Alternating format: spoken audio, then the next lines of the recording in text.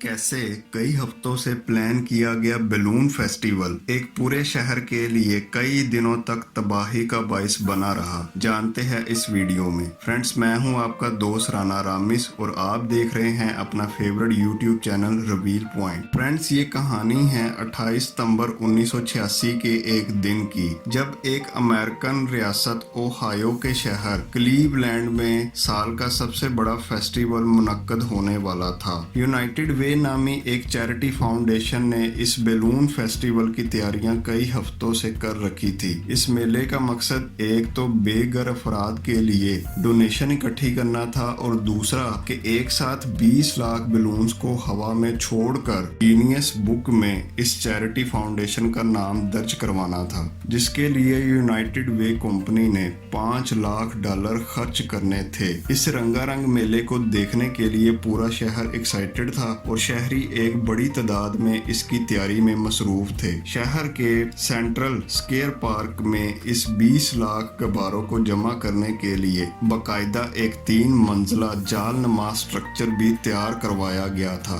शहर भर से 3 लाख वॉलंटियर या आम लोग इन बैलून्स को 2 दिन तक गैस भरते रहे। ये लोग इन तैयारियों में अपनी मर्जी से शामिल हुए थे और इन लोगों का काम सिर्फ इन 20 लाख गुब्बारों में हीलियम गैस भरकर इस नेट के नीचे एक जगह जमा करना था। 28 सितंबर यानी जिस दिन इन गुब्बारों को हवा में छोड़ा जाना था, उस दिन तेज बारिश और खराब मौसम की भी प्रिडिक्शन मौजूद थी। लिहाजा दोपहर को जब अभी सिर्फ 15 लाख गुब्बारों में ही हीलियम गैस भरी गई थी, तब ही बादल गरजने लगे। नजारा काफी दिलकश होने वाला था, लेकिन गैस के बैलून से क्या खतरा हो सकता था, अभी तक ये इन्हें पता नहीं था। दोपहर 1:15 पर इस नेट को गिरा दिया गया और 15 लाख रंग रंग के बैलून्स जब एक साथ फिजा में बुलंद हुए तो लाखों लोगों ने इस सहर अंगेज मंजर को एंजॉय किया। साथ ही आसमान भी इन रंगीन गुब्बारों से भर गया। मगर ये एक्साइटमेंट कुछ पलों की ही साबित हुई। प्लान ये था कि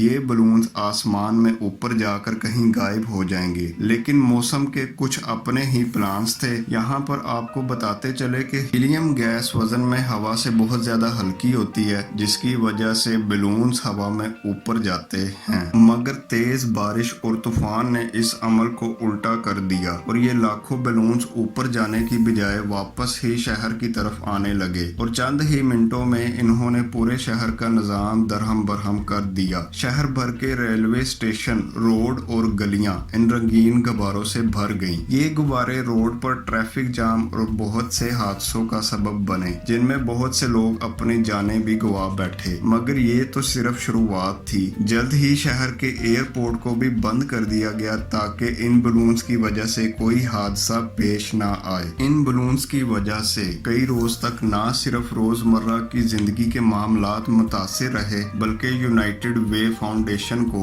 एक खातून को 45 करोड़ रुपए जुर्माना भी देना पड़ा, क्योंकि उस खातून का शोहर और उसका एक दोस्त उसी दिन एक झील में मछलियां पकड़ने गए थे जिस दिन इन गुब्बारों को छोड़ा जाना था।